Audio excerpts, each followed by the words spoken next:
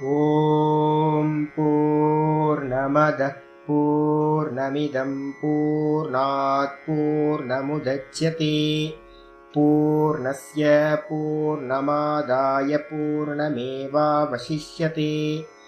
ॐ शान्ति शान्ति शान्तिः। ॐ गुरुर्ब्रह्मा गुरुर्विष्णुर्गुरुर्देवो महेश्वरः गुरुः साक्षात् परं ब्रह्म तस्मै श्रीगुरवे नमः।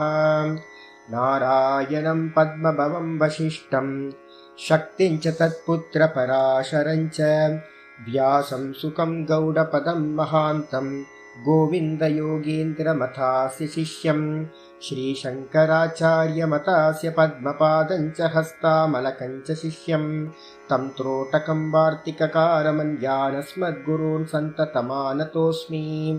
श्रुतिस्मृतिपुराणानाम् आलयं करुणालयं नमामि भगवत्पादं शङ्करं लोकशङ्करं शङ्करं शङ्कराचार्यं केशवं बादरायणं सूत्रभाष्यकृतौ वन्दे भगवन्तौ पुनः पुनः।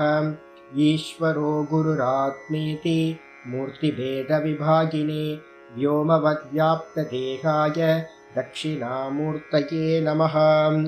ॐ सदाशिवसमारम्भां शङ्कराचार्यमध्यमाम् अस्मदाचार्यपर्यन्तां वन्दे गुरुपरम्पराम्।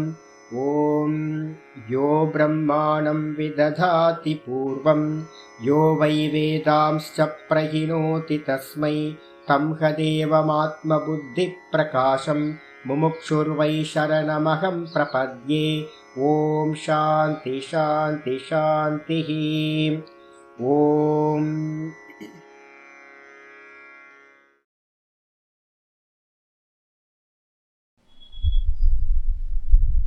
பார்த்துட்டு இருக்கிறது ஆத்ம அனாத்ம விவேகம். மங்களாச்சரணம் படிச்சிடலாம். திருஷ்யம் சர்வமனாத்மா ஸ்யாத் த்ரிகேவாத்மா விவேகினஹ ஆத்மானாத்ம விவேகோயம் கதிதோ கிரந்த கோட்டிபிஹி. திருஷ்யம் சர்வம் அனாத்மா ஸ்யாத்.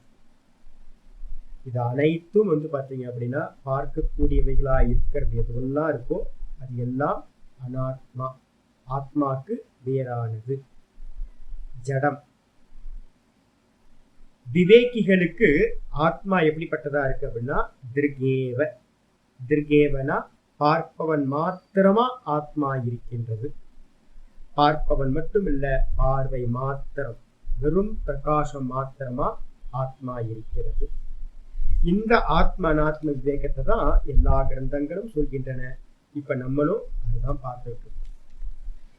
அந்த பார்ப்பவனா இருக்கிற எனக்கு எந்த காரணத்தினால துக்கம் சம்பவிச்சது அப்படின்னு முதல் கேள்வி கேட்டது. அதுக்கு ஆச்சாரியார் சொல்லியிருக்கார், சரீர பரிகிரக நிமித்தம். சரீரத்தை கிரகணம் பண்ணதுனால இந்த நான் பரமஹம்சானந்தான்ற ஸ்தூல தேகத்தையும் சூக்ஷ்ம தேகத்தையும் நான் அப்படின்னு எடுத்துக்கிச்சு. அந்த எடுத்த காரணத்தினால, ஸ்வீகாரம் பண்ணிக்கிட்ட காரணத்தினால இந்த நானுக்கு துக்கம் சம்பவிச்சு. அப்போ இந்த சரீர பரிகிரகம் எதுக்கு நடந்துச்சு? இந்த நான் எதை காரணமா வச்சுக்கிட்டு இந்த சரீரத்தை ஸ்வீகாரம் பண்ணுச்சு, எதனால கிரகணம் பண்ணுச்சு அப்படின்னு கேள்வி கேட்டா, கர்மனா, கர்மத்தினால இந்த நான் இந்த சரீரங்களை கிரகணம் செய்து கொண்டது, ஜென்மம் எடுத்துக்கிட்டே இருக்கு. இந்த கர்மம் எதனால சம்பவிச்சது அப்படின்னு கேள்வி கேட்டா அதுக்கு ஆச்சாரியர் சொல்றார், ராகாதித்யா. ராகம், ஆசைதான் பிரதானமான காரணம். எந்த கர்மா பண்றதா இருந்தாலும் அதுக்கு பின்னாடி ஆசையானது இருக்கும் கொஞ்சமாவது. இப்ப நான் எந்திரிச்சு போய் தண்ணி குடிக்கிறேன் அப்படின்னா அதுக்கு பின்னாடி என்ன இருக்கு? ஆசை இருக்கு. எனக்கு தாகத்தை போக்கிக்கணும்னு ஆசை. சிம்பிள், ஒரு சாதாரண காரியம். நான் கையை இப்படி தட்டுறேன் அப்படின்னா ஒரு கொசு கடிக்குது, அதை நான் ரிமூவ் பண்றதுக்காக தள்ளுறதுக்காக கை தட்டுறேன். அப்போ என்னோட ஆசனத்தை நான் கொஞ்சம் பாடியை கொஞ்சம் ஷேக் பண்றேன். என்ன காரணம்? என்னோட ஆசனம் சரியா இல்லை. அது கொஞ்சம் சரி பண்றதுக்காக, அட்ஜஸ்ட் பண்றதுக்காக நான் இப்படி திரும்பி உட்கார்றேன். அப்போ எதை பண்றதா இருந்தாலும் அதுக்கு பின்னாடி ஏதோ ஒரு சின்ன காமமாவது இருக்கணும், ஆசையாவது இருக்கணும். ஒரு சின்ன ஆசை கூட இல்லாம ஒரு கர்மமானது சம்பவிக்கவே சம்பவிக்காது. அதனாலதான் சொல்லுது ராகாதித்ய, கர்மத்தோட காரணம் ராகம். அப்ப அந்த ராகத்துக்கு என்ன காரணம்? ராகம் முதலியவைகள்லாம் இருக்கு, ஷட்ரிப்புக்கள் நம்ம சொல்றோம், காமக்ரோதாதிகள். இதுக்கு என்ன காரணம் அப்படின்னு கேட்டீங்கன்னா அபிமானம். அபிமானம்னா என்னது அப்படின்னு கேட்டீங்கன்னா இந்த தேகாதிகள்ல நான் அப்படின்ற அபிமானம். அப்ப ஞானிகளுக்கு பாத்தீங்கன்னா தேகம் இருக்கு, ஆனா அபிமானம் இருக்காது. ஆனா நமக்கு எல்லாத்துக்கும் தேகத்துல என்ன இருக்கு அப்படின்னா அபிமானம் இருக்கு. அந்த அபிமானத்தினால பாத்தீங்கன்னா என்ன உண்டாகுது அப்படின்னா காமம் உண்டாகுது, குரோதம் உண்டாகுது. நான் என்ன பாத்தீங்கன்னா நல்ல சன்னியாசின்னு நினைச்சுக்கிட்டு இருக்கேன், விரக்த நினைச்சுக்கிட்டு இருக்கேன். என்னை பத்தி யாராவது தப்பா சொன்னாங்க அப்படின்னா எனக்கு பாத்தீங்கன்னா கோபம் வருது. என்ன சன்னியாசியா, நான் இவ்வளவு நாள் தபஸ்வியா இருந்துகிட்டு இருக்கேன், விரக்தனா இருக்கேன், என்ன பார்த்து இது மாதிரி சொல்லிட்டாங்க தப்பா அப்படின்னு. எதனால அது மாதிரி கோபம் வருது அப்படின்னா அபிமானம். நான் சன்னியாசியா இருக்கிறதுனால பாத்தீங்கன்னா சன்னியாசியில அந்த சரீரத்து மேல இருக்கிற அபிமானம் எனக்கு பாத்தீங்கன்னா என்னை பத்தி யாராவது தப்பா பேசும்போது எனக்கு குரோதத்தை உண்டு பண்ணும். அதே மாதிரி எல்லா ஜீவராசிகளுக்கும் என்ன இருக்கு, அவங்க சரீரத்துல பாத்தீங்கன்னா தான் இந்த மாதிரியானவன், நல்லவன் கெட்டவன், இவ்வளவு படிச்சவன், நிறைய. ஒரு இடத்துல நான் போயிருக்கும் போது பாத்தீங்கன்னா ஒருத்தர் பாத்தீங்கன்னா தள்ளுங்க அப்படின்ட்டு, தள்ளுங்க அப்படின்னா வேற எதுவுமே சொல்லல. இந்த தள்ளுங்கன்னு சொன்னது பாத்தீங்கன்னா கொஞ்சம் தள்ளி நில்லுப்பா அப்படின்னு சொன்னது, வேற என்ன சாதாரண விஷயம் தானே.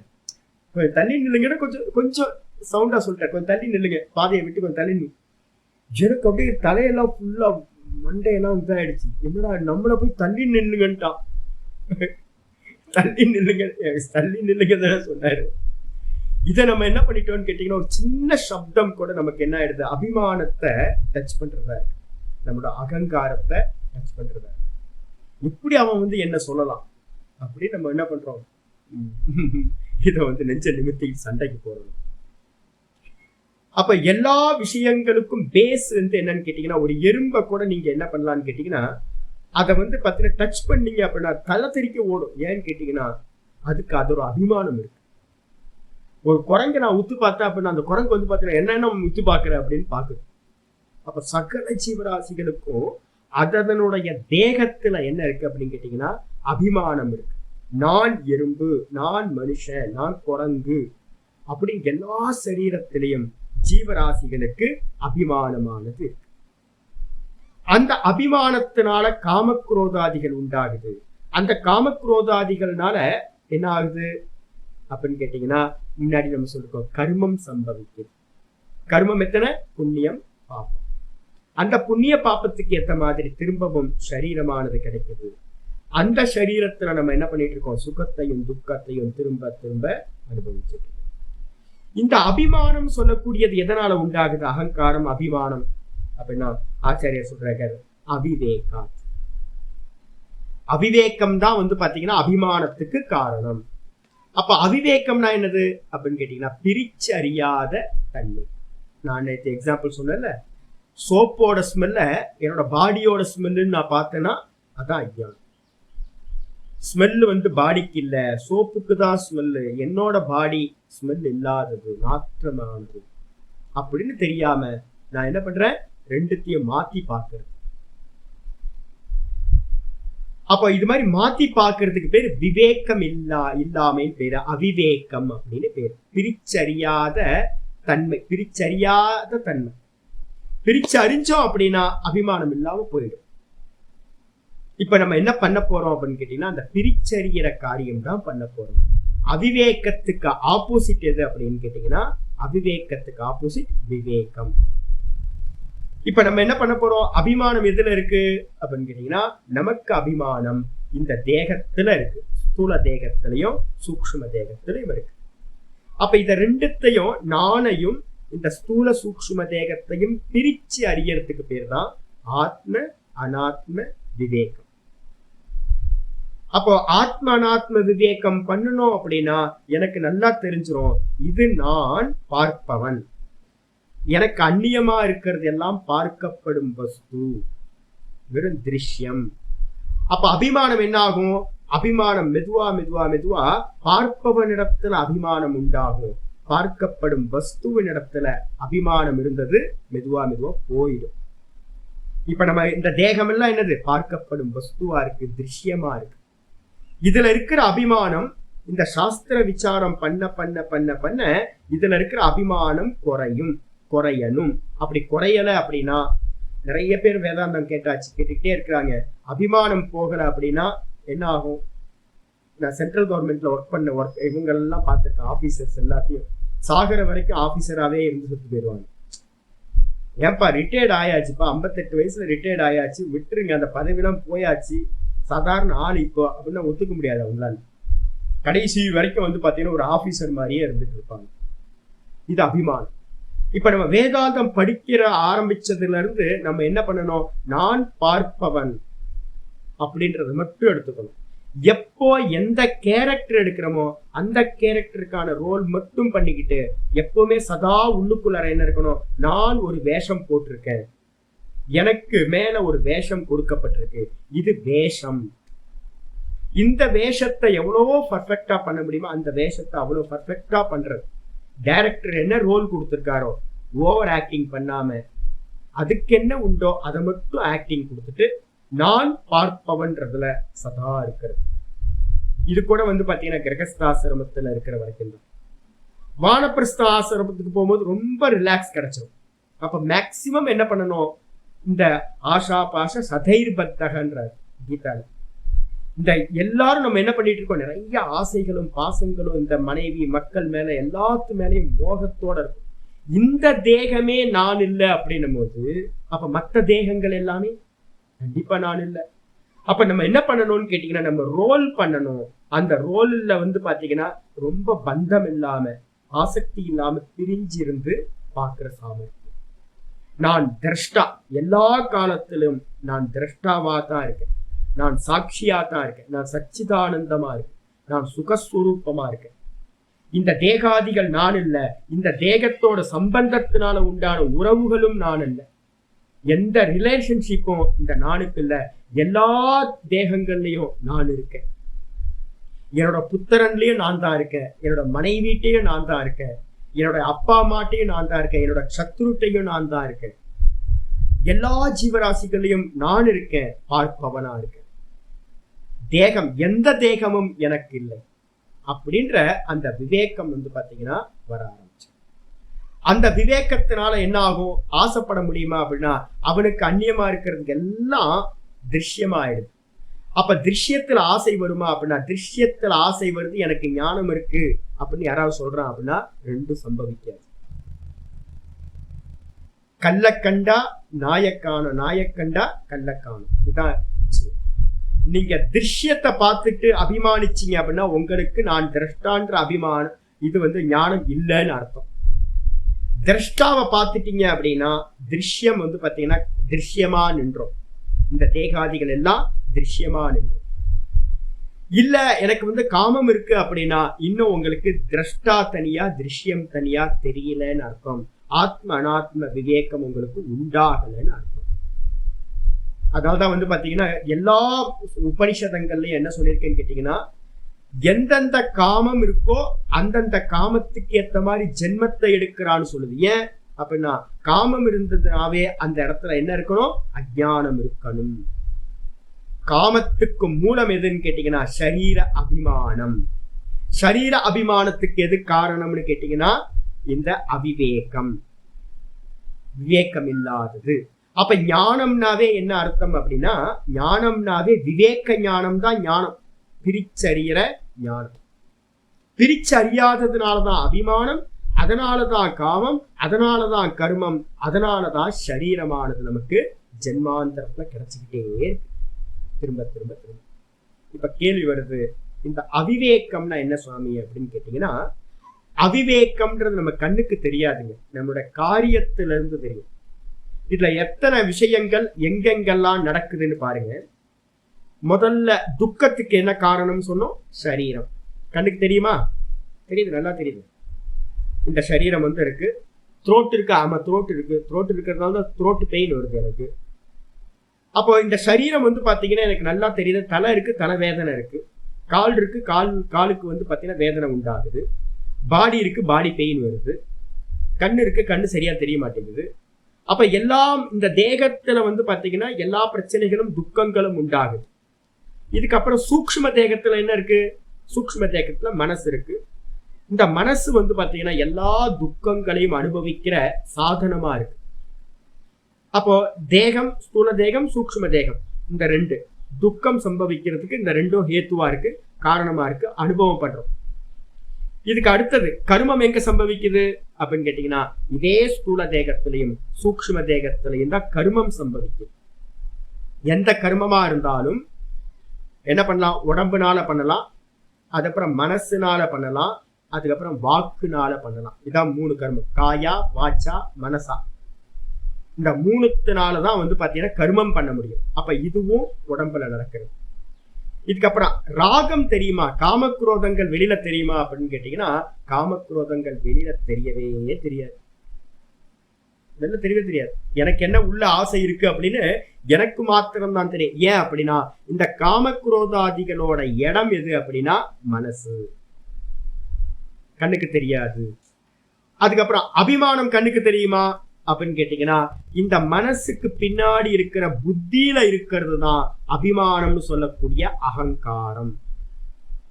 அப்போ கர்மம் வந்து பாத்தீங்கன்னா தேகத்துல சம்பவிக்கும், அதுக்கப்புறம் காமக்ரோதங்கள் வந்து பாத்தீங்கன்னா மனசுல சம்பவிக்கும், அதுக்கப்புறம் அகங்காரம்னு சொல்லக்கூடிய அபிமானம் எங்க சம்பவிக்குது அப்படின்னா புத்தியில இருக்கிறது. புத்தியில அகங்காரம் சொல்லக்கூடியதற்கு அங்கதான் அபிமானம் இருக்கு. ஜீவ அபிமானம், நான் ஜீவன், நான் தேகம் அப்படின்ற அபிமானம். இதுக்கப்புறம் அந்த அபிமானம் எதனால உண்டாச்சு அப்படின்னு கேள்வி கேட்டீங்கன்னா அவிவேகாத் அப்படின்னு காரணம் சொல்லுவோம். அவிவேகம் அப்படின்றது எதனால உண்டாச்சு, எங்க இருக்குது அப்படின்னு கேட்டீங்கன்னா எந்த இடத்துல அபிமானம் உண்டாகுதோ அதே இடத்துலதான் இந்த அவிவேகமும் இருக்கு. அப்போ புத்தியில தான் நமக்கு என்னாச்சு? அபிமானம் உண்டாச்சு, அகங்காரம் உண்டாச்சு. அதே புத்தியில தான் இந்த அபிமானத்துக்கு ஆதாரமா இந்த அவிவேகம்ன்றது இருக்கு. அப்போ புத்தியில அவிவேகம் இருக்கு, அது வந்து பாத்தீங்கன்னா விவேக ஞானமா மாறும். அப்ப புத்தியில தான் ஞானம். அப்ப புத்தியில பிரித்தறிஞ்ச ஞானமும் இருக்கு ஞானி புருஷர்கள்ட்ட, விவேகிகள்கிட்ட. அதே நேரத்துல நம்மள மாதிரி இருக்கிறவங்கள்ட்ட அவிவேகம் சொல்லக்கூடிய பிரித்தறியாத தன்மையும் இருக்கு. அதனால அபிமானம், அந்த அபிமானத்தினால மனசுல காமக்ரோதம், மனசுல உண்டாகிற காமக்ரோதத்துக்கு ஏற்ற மாதிரி இந்த தேகத்துல நம்ம என்ன பண்றோம்? கர்மத்தை பண்றோம், திரும்ப புது புது தேகத்தை எடுத்துட்டேன். இப்ப கேள்வி வருது, இந்த அவிவேகம் எதனால உண்டாச்சு அப்படின்னு கேள்வி வருது. உடனே வந்து ஆச்சாரியா சொல்றார், அவிவேகாஹா கஸ்மாத் பவதி. அந்த உங்களோட தமிழ்ல வந்து அவிவேகாஹான்னு போட்டிருக்கு, மூலத்துல போட்டிருக்கு பெருசுல, அது வந்து காவ எடுத்துருங்க, அவிவேக, அவிவேகா அப்படிதான் இருக்கும். அவிவேகா கஸ்மாத் பவதி அஜ்ஞானாத், அஜ்ஞானாத். இப்ப கேள்வி வருது, என்னெல்லாம் இருக்கு நம்மள்ட்ட? அவிவேகம் எங்க உண்டாச்சு நம்ம பார்த்தோம்? புத்தியில. அப்போ அந்த அவிவேகத்துக்கு எது காரணம்னு கேட்டீங்கன்னா அஜ்ஞானம்னு சொல்லுது. இந்த அஜ்ஞானம் எங்க இருக்கு அப்படின்னா அதே புத்தியில ஆதாரமா இருக்கு. இப்ப நம்ம ஸ்டெப்ஸ் பிரிச்சோம் அப்படின்னா என்ன பிரிக்கலாம்னா, நம்ம தேகம் இருக்கு, தேகத்துக்கு பின்னாடி இந்திரியங்கள் இருக்கு, இந்திரியத்துக்கு பின்னாடி வந்து பாத்தீங்கன்னா மனசு இருக்கு, மனசுக்கு பின்னாடி வந்து பாத்தீங்கன்னா புத்தி இருக்கு. இந்த புத்திக்கு பின்னாடி எதெல்லாம் இருக்கு அப்படின்னு கேட்டீங்கன்னா புத்தியில தான் அபிமானம் இருக்கு. அந்த அபிமானத்துக்கு காரணம் அவிவேகம்னு சொன்னோம். அந்த அவிவேகத்துக்கு எதுப்பா காரணம்னு கேட்டீங்க அப்படின்னா அஜ்ஞானம் அப்படின்னு சாஸ்திரம் சொல்லுது. இந்த அஜ்ஞானம் எங்க இருக்கு அப்படின்னு கேட்டீங்கன்னா நம்ம தூக்கத்துல இருக்கோமா? தூக்கத்துல என்ன சொன்னோம் அப்படின்னு கேட்டீங்கன்னா நான் சுகமா தூங்குகிறேன், வேறு ஒன்றையும் அறியவில்லை சொன்னோமா? அந்த வேறு ஒன்றையும் அறியவில்லை அப்படின்றதுதான் அஜ்ஞானம், அறியாமை. ஒன்றையும் அறியவில்லைன்னு சொல்றதுதான் அறியாமை. நான் என்னை அறிந்தேன் அப்படின்னு நீங்க தூக்கத்துல சொல்றீங்களா? சொல்றது இல்லை. என்னையும் தெரியவில்லை, ஆனா சுகமா தூங்குனேன், ஆனா என்ன தெரியல, நான் என்னவா இருந்தேன்னு தெரியல, ஒன்னும் தெரியல. ஒன்னும் தெரியலன்னா என்ன அர்த்தம்? தூக்கத்துல நமக்கு அனுபவம் தான். ந கிஞ்சித் அவேதிஷம், ஒன்றையும் அறியவில்லை அப்படின்னு சொல்றதுக்கு பேர் தான் அவித்யா அப்படின்னு பேரு, அஜ்ஞானம் அப்படின்னு பேரு. அப்ப அந்த அஜ்ஞானத்துக்கு பின்னாடி எது இருக்கு அப்படின்னு கேட்டீங்கன்னா நான் இருக்கேன். அப்போ எப்பவுமே ஒரு ரூட் நமக்கு கிளியரா தெரிஞ்சுக்குங்க. என்னன்னா நான் சுகஸ்வரூபமா இருக்கேன். தூக்கத்துல நான் சுகமா தூங்குனேன். அப்ப சுகமா தூங்குனேன்னு நீங்க அறிஞ்சீங்கன்னா அங்க அறிவு இருக்கு. அதே நேரத்துல அது இருக்கு. அதனால்தான் நமக்கு அது பேர் சொல்றோம். ஆத்மா எப்படி இருக்குன்னா பிரதானமா தூக்கத்துல சுகஸ்வரூபமா இருக்கு, அது இருப்பா இருக்கு, அது அறிவா இருக்கு, தன்னையே அது அறியறதா இருக்கு. சச்சிதானந்தம்னு பேர் ஆத்மா. அந்த ஆத்மாவுக்கு அடுத்ததா இருக்கிறது ஒன்றும் அறியவில்லைன்னு சொல்லக்கூடிய அஜ்ஞானம். அந்த அஜ்ஞானத்திலிருந்து வேக்கப் ஆகும்போது எது வேக்கப் ஆச்சு? புத்தி. அந்த புத்தியில என்ன இருக்கு அப்படின்னா அந்த புத்தியில உடனே தான் பாத்தீங்கன்னா இந்த புத்தியோட அட்டாச் ஆகி என்ன ஆகுது? நான் புத்தி, நான் ஜீவன் அப்படின்னு அபிமானம் ஆச்சு. பிரிச்சறிகிற தன்மை இல்லை. நான் சச்சிதானந்தம்னு பிரிச்சறிய முடியாம போயிடுச்சு. அப்ப எந்த காரணம்னு கேட்டீங்கன்னா அதுக்கு முன்னாடி அஜ்ஞானம்னு ஒண்ணு இருக்கா, ஒன்றும் அறியவில்லைன்னு. இந்த ஒன்றும் அறியவில்லைன்ற இருட்டு, அதுல இருந்துதான் இந்த பிரிச்சறிய முடியாத இந்த அவிவேகம்ன்றது உண்டாச்சு. அந்த அவிவேகத்துல இருந்துதான் தேக அபிமானம் உண்டாச்சு, ஜீவ அபிமானம். நான் தேகம், நான் ஜீவன் அப்படின்னு. அந்த தேக அபிமானத்துல இருந்துதான் என்னாச்சு? காமக்ரோதாதிகள் மனசு உண்டாச்சு. அந்த மனசுல இருந்து பாத்தீங்கன்னா இந்திரியங்கள் உண்டாச்சு. இந்திரியங்கள்ல இருந்து இந்த பூரண தேகம் உண்டாச்சு. இந்த தேகத்துல நான் கர்மத்தை பண்றேன், கர்மத்தை பண்ணி திரும்ப திரும்ப சுத்திக்கிட்டே இருக்கு. இதான் ஸ்டெப்ஸ். அப்போ நான் என்ன மறைச்சிருக்கிற அஜ்ஞானம், அந்த அஜ்ஞானத்திலிருந்து உண்டானது அவிவேகம். அவிவேக புத்தி உண்டாச்சு, புத்தியில அவிவேகம் இருக்கு. அந்த அவிவேகத்துல பாத்தீங்கன்னா அபிமானம் உண்டாகுது. அந்த அபிமானத்துக்கு மேல காமக்ரோதாதிகள் உண்டாகுது. காமக்ரோதாதிகளுக்கு பின்னாடி பாத்தீங்கன்னா இந்திரியங்கள், தேகம் இருக்கு. இந்த தேகத்துல கர்மம் சம்பவிக்குது. இப்ப கேள்வி வருது, சாமி இந்த அஜ்ஞானம் அஜ்ஞானம் சொல்றீங்களா, அது என்ன அப்படின்னு கேள்வி கேட்டா ஆச்சாரியார் ஆரம்பிக்கிறார். அவிவேகா கஸ்மாத் பவதி அப்படின்னா அஜ்ஞானாத். அவிவேகம் எதிலிருந்து உண்டாகிறது? அஜ்ஞானத்திலிருந்து அவிவேகம் உண்டாகுது. அவிவேகம்னா ஒண்ணு இல்ல, பிரித்தறிய முடியாத தன்மை, விவேகம் இல்லாமை, விவேகமின்மை. சரி, அந்த அஜ்ஞானம் எங்கிருந்து உண்டாச்சு சொல்றார். அஜ்ஞானம் கேன பவதி சேத், அஜ்ஞானம் கேன பவதி சேத். அஜ்ஞானம் எந்த காரணத்திலிருந்து உண்டாச்சு? கேன பவதி எதனால உண்டாச்சு அஜ்ஞானம்? நான் என்னையே அறியாம போயிட்டேன். என்னையே நான் அறியாம போயிட்டேன். நான் ஒன்றையும் அறியவில்லை. இந்த நான மூடி இருக்கிற இந்த அஜ்ஞானம் இருக்கே, ஒன்றையும் அறியவில்லைன்ற அஜ்ஞானம், என்ன சச்சிதானந்தமா அறிய முடியாத அந்த அஜ்ஞானம் எங்கிருந்து வந்துச்சு, எதனால வந்துச்சு அப்படின்னு கேள்வி கேட்டா ந கேனாபி. ஆச்சாரியார் சொல்றார், ந கேனாபி, எதிலிருந்தும் வரவில்லை, எந்த காரணத்திலிருந்தும் வரவில்லை. என்னங்க சொல்றீங்க? அப்ப அஜ்ஞானம் வரவே இல்லையா அப்படின்னா அஜ்ஞானம் பாத்தீங்கன்னா எந்த காரணத்திலிருந்தும் உண்டாகவில்லை. இதை ரொம்ப நல்லா புரிஞ்சுங்க. இப்ப நான் என்ன பண்றேன்னு கேட்டீங்கன்னா, ஒரு மேகத்தை பாக்குறேன். மேகத்தை பார்த்த மாத்திரத்துல எனக்கு பாத்தீங்கன்னா ஒரு எரும மாடு மாதிரி, பஃபலோ மாதிரி தெரியுது. நான் சொல்றேன், அந்த பஃபலோ எதனால தெரிஞ்சுது அப்படின்னா அந்த மேகமூட்டத்தினால. அந்த மேகமூட்டத்துல அந்த ஃபார்ம் எப்படி கிடைச்சது? அதுக்கு ஏதாவது ரீசன் சொல்ல முடியுமானா சொல்ல முடியாது. காத்து வந்துச்சு, அது ஒரு மாதிரி ஃபார்ம் தெரியுது. கொஞ்ச நேரத்துல என்ன ஆயிடும்? அந்த ஃபார்ம் போயிடும். காட்டெருமையா இருந்தது ஒரு யானை மாதிரி தெரியலாம், யானை போனதுக்கு பிறகு ஒரு பன்றி மாதிரி தெரியலாம், இல்லைன்னா அது மேகம் கலைஞ்சும் போயிடலாம். இதே மாதிரி இந்த அஜ்ஞானம் என்பது அதோட காரியத்தை வச்சு நம்ம என்ன பண்றோம்? அனுமானம் பண்றோம். ஓ அஜ்ஞானம் இருக்கு, நான் வந்து பாத்தீங்கன்னா சச்சிதானந்தமா என்ன தெரியாம இருக்கேன், சாஸ்திரம் சொல்லுது நீ சச்சிதானந்தம் திரஷ்டா சாட்சின்னு, எனக்கு அது தெரிய மாட்டேங்குது. அப்ப நான் என்ன சொல்றேன்னு கேட்டீங்கன்னா இதுக்கு ஒரு காரணம் இருக்கணும், அந்த காரணத்துக்கு பேர் அஜ்ஞானம். அந்த அஜ்ஞானம் ஒரு வஸ்துவா அப்படின்னு கேட்டீங்கன்னா ஒரு வஸ்து இல்ல. நான் கேட்கிறேன் இருட்டு எங்க இருந்து வந்துச்சு, நான் கேட்கிறேன் இருட்டு எங்க இருந்து வந்துச்சு, யாராவது சொல்ல முடியுமா? சயின்டிஸ்டுக்கும் தெரியாது. ஏன்னு கேட்டீங்கன்னா இங்க இருந்து நம்ம கொஞ்சம் தூரம் மேல போயிட்டாவே இருட்டு தான், ஃபுல்லா இருட்டு தான். அப்ப இருட்டு எங்க இருந்து வந்துச்சு, யாருக்கும் தெரியாது இருட்டு எங்க இருந்து வந்துச்சு அப்படின்னு. அதனால்தான் இங்க சொல்லுது இருட்டுன்னு சொல்லக்கூடிய அஜ்ஞானமானது எதிலிருந்தும் உண்டாகவில்லை, எதனாலும் உண்டாகவில்லை. அப்போ முன்னாடி இருக்கிறதுக்கெல்லாம் காரணம் சொல்லிட்டே வந்தோம், இந்த அஜ்ஞானத்துக்கு வந்ததுக்கு பிறகு காரணம் சொல்லவில்லை. இதுக்கு காரணம் தெரியாதுப்பா. அப்ப கேட்கிறோம் ஏன் காரணம் தெரியாது, அஜ்ஞானத்துக்கு ஏன் காரணம் சொல்ல முடியாது அப்படின்னு கேட்டீங்கன்னா அஜ்ஞானம்ன்ற ஒரு வஸ்து இல்லை, ஒரு பொருளா இல்ல, ஒரு மேட்டர் இல்ல. நான் சொல்றேன் டார்க் அப்படின்னு நீங்க சொன்னீங்கன்னா இருட்டு நம்ம சொல்றோம், அந்த இருட்டு வந்து பாத்தீங்கன்னா ஒரு வஸ்துவா அப்படின்னா என்னன்னு டிஃபைன் பண்ண முடியலையே. என்னது இருட்டுனா என்ன, நல்லா யோசிச்சு பாருங்க. இருட்டுனா என்ன,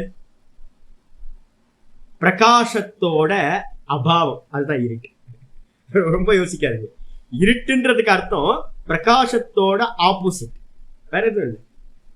அப்ப பிரகாசம் இல்லாத இடத்துக்கு பேர் தான் நம்ம இருட்டுன்னு சொல்ற மொழிய. அப்ப அந்த இருட்டுன்ற வஸ்து ஒண்ணு இருக்கு, ஒரு வஸ்துவா அப்படின்னு கேட்டீங்கன்னா இல்ல இல்ல, பிரகாசத்தோட இல்லாமை, அபாவம். அதே மாதிரி இந்த ஆத்மான்னு சொல்லக்கூடிய நான் இருக்கேன் பாத்தீங்களா, இந்த நான் அப்படின்றது சுத்த பிரகாசம், சைத்தன்யம். இந்த சைத்தன்யம் வந்து பாத்தீங்கன்னா சுத்த பிரகாசம், சுயம் ஜோதின்னு நம்ம சொல்றோம். இத நம்ம அறியாம எது இருக்கோ, அறிய பண்ணாம எது இருக்கோ அதுக்கு பேரு அஜ்ஞானம். அப்போ ஆத்மாவை அறியாமல் இருப்பது எதுவோ அதுக்கு பேரு தான் அஜ்ஞானம். இப்ப எனக்கு கயிறு வந்து இந்த ரூம்ல வந்து பாத்தீங்கன்னா லைட் ஆஃப் ஆயிடுது. லைட் ஆஃப் ஆயிட்டோன்னு என்ன ஒரு வஸ்துவை பார்த்தா தெரியுமா, தெரியாது. அப்ப அந்த வஸ்து இருக்கா, வஸ்து இருக்கு, ஆனா அந்த வஸ்து தெரியல. ஏன் தெரியல, இருட்டு இருக்கு. அந்த இருட்டு என்ன பண்ணிடுச்சு, அந்த வஸ்துவை மூடி இருக்கு. மூடி இருக்கா, அந்த வஸ்து அது அப்படின்னா டிஃபைன் பண்ணவே முடியாது. இருட்டை பத்தி நம்மளால டிஃபைன் பண்ண முடியாது. அதே மாதிரி அஜ்ஞானத்தை வந்து பாத்தீங்கன்னா நம்மளால இது இப்படி அப்படின்னு சொல்லவே முடியாது, டிஃபைன் பண்ண முடியாது, எதுல இருந்து வந்துச்சுன்னு சொல்ல முடியாது.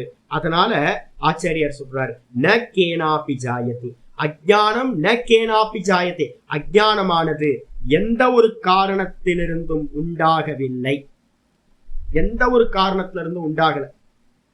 அதுக்கு அடுத்த ஸ்டெப் சொல்ற அஜ்ஞானம் நாம. அப்ப அஜ்ஞானம்னா என்னங்க அப்படின்னு கேட்டீங்கன்னா அஜ்ஞானம் நாம அநாதி சதசத்யாம் அனிர்வச்சனீயம். அஜ்ஞானம் என்பது, நாமன்றதுக்கு அர்த்தம் என்பதுன்னு அர்த்தம். அஜ்ஞானம் என்ற பெயரை உடையது. நம்ம எதெல்லாம் அஜ்ஞானம் அஜ்ஞானம் சாஸ்திரத்தில் சொல்றோமோ அது எல்லாம் எப்படிப்பட்டது அப்படின்னா அநாதி. முதல் லட்சணம் ஒவ்வொன்னா சொல்லிட்டே வரோம். அஜ்ஞானம் என்பது வந்து பாத்தீங்கன்னா அநாதி, அதுக்கு ஆதியே இல்லைங்க, ஆதி தெரியாது. மேகத்துல வந்து பாத்தீங்க அப்படின்னா ஒரு யானை தெரிஞ்சது. நான் கேட்கிறேன் அந்த யானை வந்து எப்ப உண்டாச்சுன்னு நான் கேட்டா நீங்க சொல்லுவீங்களா, சொல்ல முடியுமா? மேகத்துல உண்டான யானை அநாதி. ஏன், வாஸ்தவத்தில் அது பிறந்திருந்துச்சுன்னா நம்ம என்ன பண்ணலாம், அதுக்கு டேட் ஆஃப் பர்த் சொல்லலாம், இந்த டைம்ல இன்னைக்கு பிறந்துச்சு அப்படின்னு. ஆனா கல்பிதமா இருக்கிற ஒரு யானைக்கு நம்ம ஏதாவது சொல்ல முடியுமானா சொல்ல முடியாது. அதனால அதுக்கு பேர் அநாதி. ஒரு வஸ்து உண்மையிலேயே இருந்துச்சு அப்படின்னா அந்த வஸ்துவை வந்து நம்ம டிஃபைன் பண்ண முடியும், இது இப்ப உண்டாச்சு அப்படின்னு. அப்போ இந்த அஜ்ஞானம் வந்து பாத்தீங்கன்னா உண்டாகவே இல்லைன்னு சொல்லியாச்சுன்னா கேனாப்பின்னு சொல்லியாச்சு. உண்டாகவே இல்லாத வஸ்துக்கு வந்து பாத்தீங்கன்னா நீங்க என்ன பண்ண முடியாது, ஆதியை சொல்ல முடியாது. ஆனா ஆதி சொல்ல முடியாது, அனாதி. ஆனா எந்த க்ஷணத்துல நீங்க ஆத்மாவை அறிகின்றீர்களோ அந்த க்ஷணத்துல அது இல்லாம போயிடும். அதனால அதுக்கு லட்சணம் பக்கத்துல எழுதிக்கணும், அனாதி மட்டும் இல்ல, அது வந்து பாத்தீங்கன்னா அஜ்ஞானம் இருக்கிற வரைக்கும் அனந்தம். எது வரைக்கும் அஜ்ஞானம் இருக்குமோ அது வரைக்கும் அது போயிட்டே இருக்கும். அது வந்து பிரேக்கே ஆகாது. அப்ப ஜென்மம் கிடைச்சுக்கிட்டே இருக்கும். ஆனா எந்த க்ஷணத்துல ஆத்மானுபூதி உண்டாகுதோ, இந்த ஆத்ம வஸ்துவ ஆத்ம தத்துவத்தை நாம் பிரத்யக்ஷமா பார்க்கணும், சாட்சாத்காரம் பண்றணும், அந்த க்ஷணத்துல அந்த அஜ்ஞானம்ன்ற இருட்டு இல்லாம போயிடும். அப்ப சாஸ்திரத்துல என்ன சொல்றாங்கன்னு கேட்டீங்கன்னா, ஆத்ம சாட்சாத்கார பரியந்தம் அஜ்ஞானம் அஸ்தி. எது வரைக்கும் இருக்கும் ஆத்ம அஜ்ஞானம்? ஆத்மாவை தரிசனம் பண்ற வரைக்கும் அந்த அஜ்ஞானம் இருக்கும். எப்போ உண்டாச்சு தெரியாது. எத்தனை கோட்டி ஜென்மங்களுக்கு முன்னாடி என்ன வந்து பாத்தீங்கன்னா இந்த அஜ்ஞானம் என்ன ஆக்கிரமிச்சது அப்படின்னு யாருக்கும் தெரியாது. என்னோட புத்திக்குள்ளார அந்த அஜ்ஞானம் எப்படி வந்துச்சு தெரியல. ஆனா எப்போ முடிவுக்கு வரும், எண்டு வரும் அப்படின்னு சாஸ்திரம் சொல்லுது.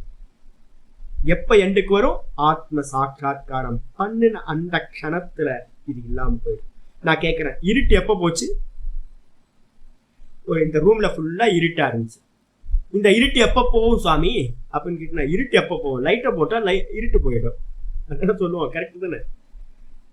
இருட்டு எப்ப போச்சு, எப்ப வந்துச்சு அப்படின்னு கேட்டா, எப்ப வந்துச்சு அப்படின்னா எப்போ லைட்டு போச்சு அப்ப இருட்டு வந்துருச்சு. எப்ப பவர் போச்சோ அப்ப இருட்டு வந்துச்சு. ஆனா எப்ப பவர் போச்சு அப்படின்னு நமக்கு தெரியுமா? என்னன்னா ஆத்மாவா இருந்தனா என்ன எப்ப மறந்து போன அப்படின்னு தெரியுமான்னு கேட்டீங்கன்னா யாருக்கும் தெரியாது. இந்த இருட்டு நம்ம ரூமுக்காவது வந்து பாத்தீங்கன்னா, இன்னைக்கு வந்து சாட்டர்டே வருங்க, சாட்டர்டே வந்து 9 to 5 வந்து பாத்தீங்கன்னா பவர் கட் பண்ணுவான். அப்ப அந்த ரூம் வந்து பாத்தீங்கன்னா இருட்டாயிடும். 9 o'clock ஸ்டார்ட் ஆச்சு இருட்டு. அப்புறம் 5 o'clock வந்து பாத்தீங்கன்னா பவர் வந்துச்சு, வெளிச்சம் வந்துருச்சு அப்படின்னு நம்ம சொல்லலாம். ஆனா எனக்குள்ளார இருக்கிற அந்த அந்தகாரம் அஜ்ஞானம் எத்தனை யுகங்களுக்கு முன்னாடி, எத்தனை கோட்டி ஜென்மங்களுக்கு முன்னாடி வந்துச்சு அப்படின்னு யாருக்குமே தெரியாது. அப்ப அதை வந்து பாத்தீங்கன்னா அனாதி அப்படின்னு சாஸ்திரம் சொல்லுது. எதுக்கெல்லாம் வந்து பாத்தீங்கன்னா மீனிங் இல்லையோ, நீங்க தெரிஞ்சுக்கிட்டு ஒன்னும் ஆக போறது இல்லையோ, அதை குறிச்சு நம்ம எதுக்கு அவஸ்தை இது பண்ணணும்? எனக்கு தாத்தா பாட்டனை பத்தியே தெரியாது, என்னோட ஃபாதரை பத்தி அதிகம் தெரியாது, கிராண்ட் ஃபாதரை பத்தி இன்னும் அதிகம் தெரியாது, அவரோட கிராண்ட் ஃபாதரை பத்தி தெரியாது. இது இப்படி தெரியாத போது கோட்டிக்கணக்கான ஜென்மங்களுக்கு முன்னாடி வந்த அவித்யாவை பத்தி தெரிஞ்சு நான் என்ன பண்ண போறேன்? அப்ப சாஸ்திரம் என்ன பண்ணிருக்கு? அது அனாதின்னு சொல்லிடுச்சு. அனாதி ஆனா அந்தத்தை உடையது, ஆதி இல்லாதது ஆனால் அந்தத்தை உடையது. எப்ப அந்தம் உண்டாகும்? லைட்டு போட்டோன இருட்டு போயிடும். லைட் எது அப்படின்னு கேட்டீங்கன்னா ஆத்ம சாட்சாத்காரம் உண்டான மாற்றத்துல நான் இந்த தேகம் இல்லைன்னு ஒரே ஒரு க்ஷணம் இந்த நான் பார்ப்பவன் அப்படின்ற அந்த பார்ப்பவனா நின்று இந்த தேகத்தை வந்து பிரேக் பண்ணி விவேகம் பண்ணிட்டான் அப்படின்னா, ஒரு க்ஷணம் வந்து பாத்தீங்கன்னா இந்த தேகம் எனக்கு அந்நியமா தெரிய ஆரம்பிச்சிருச்சு அப்படின்னா, அபிமானம் முற்றிலும் நீங்கி போச்சு அப்படின்னா, அந்த க்ஷணத்துல அந்த அஜ்ஞானம் இல்லாம போயிடும். பிரகாசம் வந்த மாத்திரத்துல அந்தகாரம் வந்து இல்லாம போயிடும். அப்போ மனசுல இது பண்ணிக்கணும், அனாதி சாந்தம்னு பேர். சாந்தம்னா அந்தத்தை உடையது, அனாதி சாந்தம் அவித்யா. இந்த அஜ்ஞானம் சொல்லக்கூடியதுக்கு அவித்யான்னு பேரு. அது அனாதி காலத்திலிருந்து வர்றது, ஆனா அந்தத்தை உடையது. அதுக்கப்புறம் ஆச்சாரிய சொல்ற சதசத்யாம் அனிர்வச்சனீயம். இப்ப கேள்வி வருது, இந்த அஜ்ஞானம் சொல்றீங்களா, அது இருக்கிற வஸ்துவா இல்லாத வஸ்துவா? ஒரு எக்ஸிஸ்டன்ஸ் இருக்கா அதுக்கு, இல்ல இல்லையா அப்படின்னு கேள்வி கேட்டீங்க அப்படின்னா, இப்ப நான் கேட்கிறேன், என்னோட ஷேடோ இருக்கு.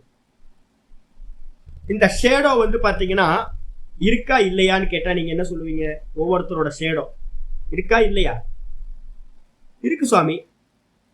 அப்போ ஷேடோக்கு வந்து எக்ஸிஸ்டன்ஸ் இருக்கா அப்படின்னு கேட்டீங்கன்னா, நான் கொஞ்சம் மூவ் ஆனேன் அப்படின்னா அது இல்லாம போயிடுது. லைட் வந்து மேல வந்துச்சு அப்படின்னா அது ஷேடோ இல்லாம போகுது. இந்த பக்கம் லைட் இருந்தா பின்பக்கம் ஷேடோ அடிக்குது. லைட் வந்து மேல வந்துச்சு அப்படின்னா ஷேடோ இல்லாம போயிடுது. அப்போ அதே மாதிரி தான் வந்து பாத்தீங்க அப்படின்னா இந்த அஜ்ஞானம் சொல்லக்கூடிய அவித்யாவானது எப்படிப்பட்டதா இருக்குன்னா, இருக்குன்னு சொல்ல முடியாது, அதே நேரத்துல இல்லைன்னு சொல்ல முடியாது. இருக்குன்னு சொன்னீங்கன்னா அது சத்வஸ்துன்னு பேர், இருப்புள்ள பொருள், எக்ஸிஸ்ட் உள்ள வஸ்து. அதே நேரத்துல இருப்பில்லாதது அப்படின்னா அசத்துன்னு பேரு. இப்ப கேள்வி வருது, அது இருக்கிற வஸ்துவா இல்லாத வஸ்துவா? இருக்கா? தெரியுது சுவாமி, ஷேடோ தெரியுது இல்ல, தெரியுது. ஆனா வாஸ்தவத்துல இருக்கா அப்படின்னா இல்ல. ஷேடோன்னு ஒரு வஸ்து இல்லவே இல்லை. அப்ப புரிஞ்சுக்க முடியாதது, இருக்குன்னு சொல்ல முடியாது, இல்லைன்னு சொல்ல முடியாது, அது மாதிரி ஒரு வஸ்து இருட்டு. இருட்டுன்றது இருக்கா இல்லையா? இருப்பு பொருளா இல்லாத பொருளா? இருட்டு இருக்கு, அதனாலதானே எல்லாத்தையும் தெரியாம இருக்கு, மறைச்சிருக்கு எல்லாத்தையும். அப்ப இருட்டு இருக்கா? இருக்கு. புடிச்சு காட்டுங்க கையில, இதுதான் சாமி இருட்டு அப்படின்னு புடிச்சு காட்ட முடியுமா? புடிச்சு காட்ட முடியாது. ஏன்னா அது ஒரு வஸ்து இல்லை. அப்போ அதே மாதிரி அஜ்ஞானத்தை பாத்தீங்கன்னா நம்மளால பாத்தீங்கன்னா இது வஸ்து அப்படின்னு பிரிக்க முடியாது, அறிய முடியாது, இருக்குன்னு சொல்ல முடியாது, இல்லைன்னு சொல்ல முடியாது. அதனால இப்ப நீங்க உட்கார்ந்து யோசிச்சீங்க அப்படின்னா சாஸ்திரம் சொல்லுது நமக்கு இந்த தேகத்துல இருக்கிற அபிமானத்துக்கு காரணம் அஜ்ஞானம் அப்படின்னு.